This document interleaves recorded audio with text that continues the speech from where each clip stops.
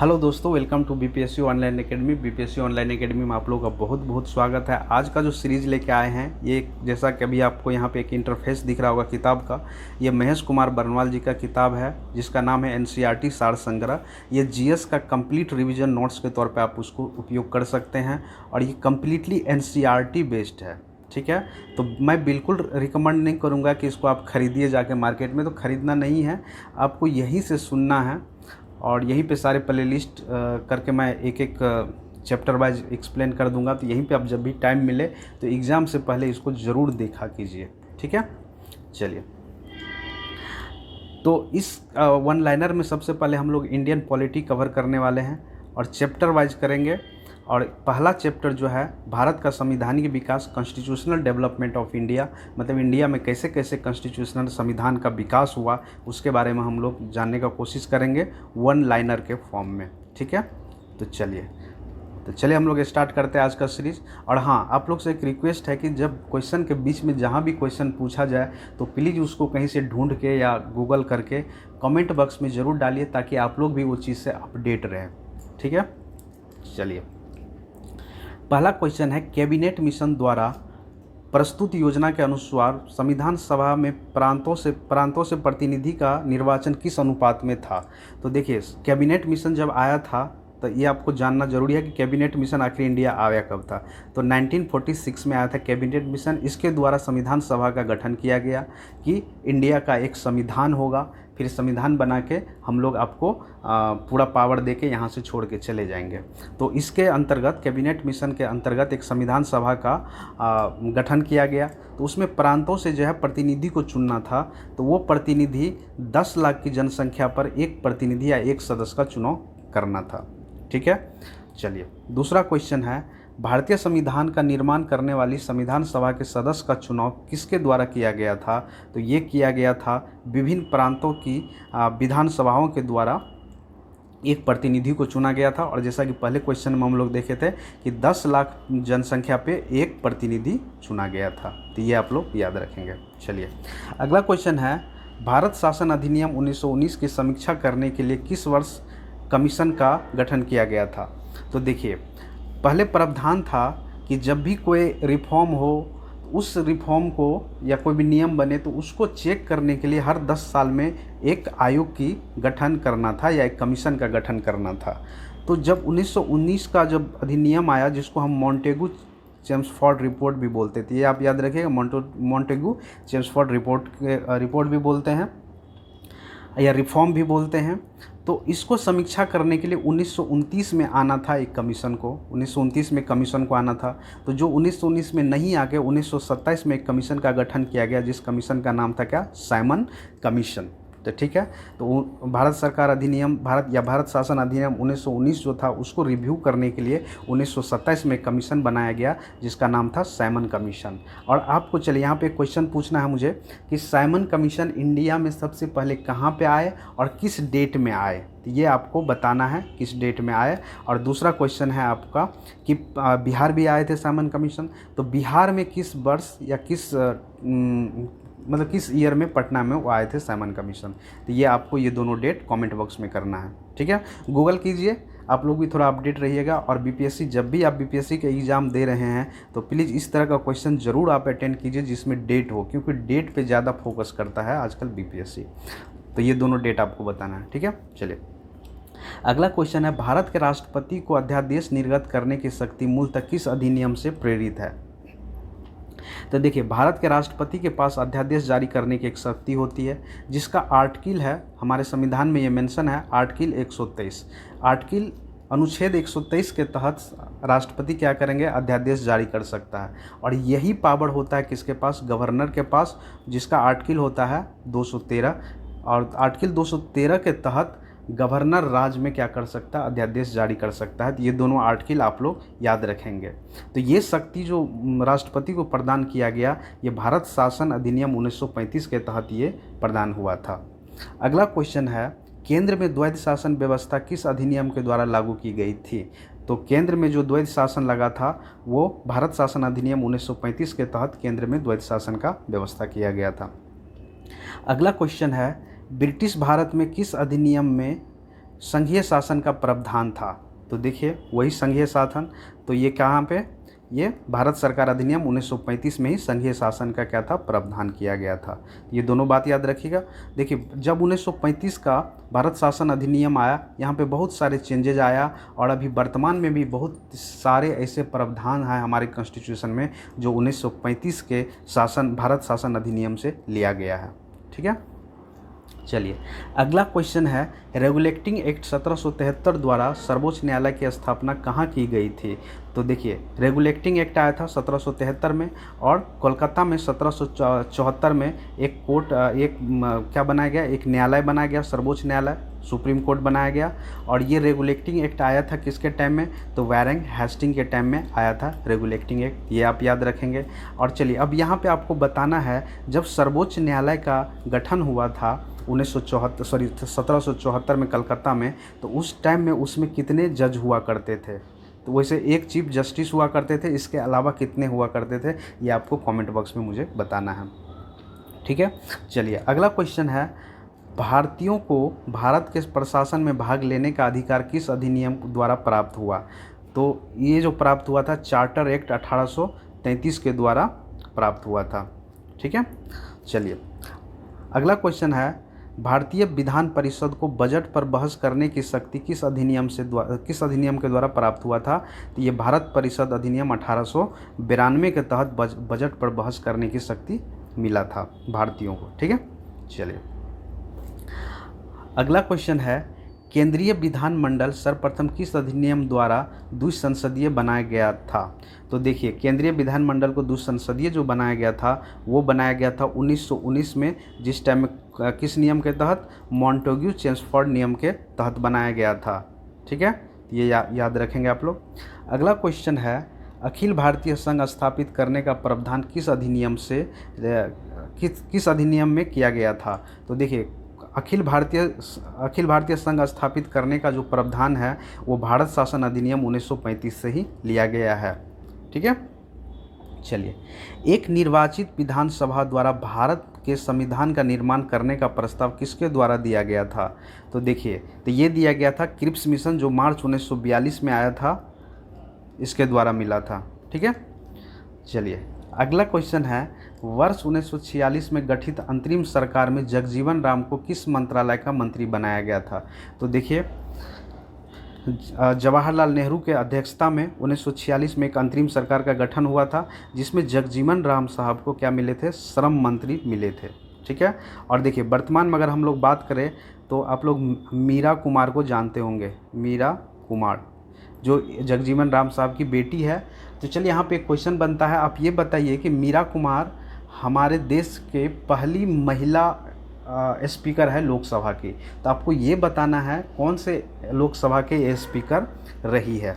ठीक है, चलिए और अभी जो वर्तमान में कौन सी लोकसभा चल रही है, तो ये 17वीं लोकसभा चल रही है, और इसके जो स्पीकर है ओम बिरला साहब है, ये आपको याद रखना है। ठीक है, और इससे पहले कौन थे, सुमित्रा महाजन जो 16वीं लोकसभा का स्पीकर थे। अगला क्वेश्चन है, वर्ष 1946 में गठित अंतरिम सरकार में वित्त मंत्रालय किसे दिया गया था।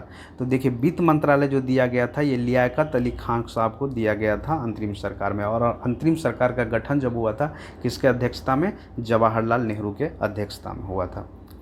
अगला क्वेश्चन है, भारत शासन अधिनियम 1919 की समीक्षा करने के लिए किस वर्ष कमीशन का गठन किया गया। तो देखिए ये क्वेश्चन शायद रिपीट हुआ है, तो ये 1927 में किया गया था, आना था 1929 में, बट 1927 में ही ये कमीशन का गठन हो गया था, जिसको हम लोग साइमन कमीशन के नाम से जानते हैं।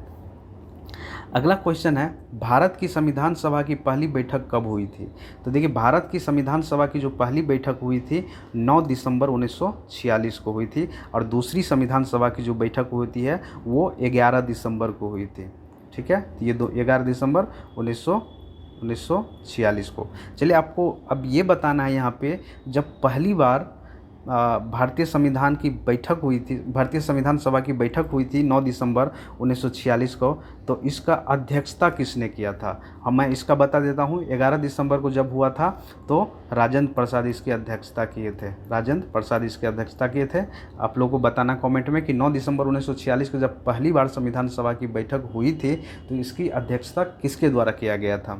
ठीक है, चलिए आगे है, भारतीय संविधान का प्रथम प्रारूप किसके द्वारा तैयार किया गया था? तो भारत संविधान का जो प्रथम प्रारूप था ये तैयार किया गया था BN रॉ के द्वारा। अगला क्वेश्चन है, संविधान सभा का अस्थायी अध्यक्ष किसे चुना गया? तो देखिए अस्थायी अध्यक्ष किसे चुना गया था? डॉक्टर राजेंद्र प्रसाद को। ठीक है, 2 मीटिंग होता है पहले, एक होता है 9 दिसंबर को, 9 दिसंबर 1946 को, इसमें आपको क्वेश्चन पूछे इसमें बताना है। दूसरा हो जाता है 11 दिसंबर 1946 को, और यहाँ पे जो अस्थायी अध्यक्ष चुन लिया गया किसको? डॉक्टर राजेंद्र प्रसाद को।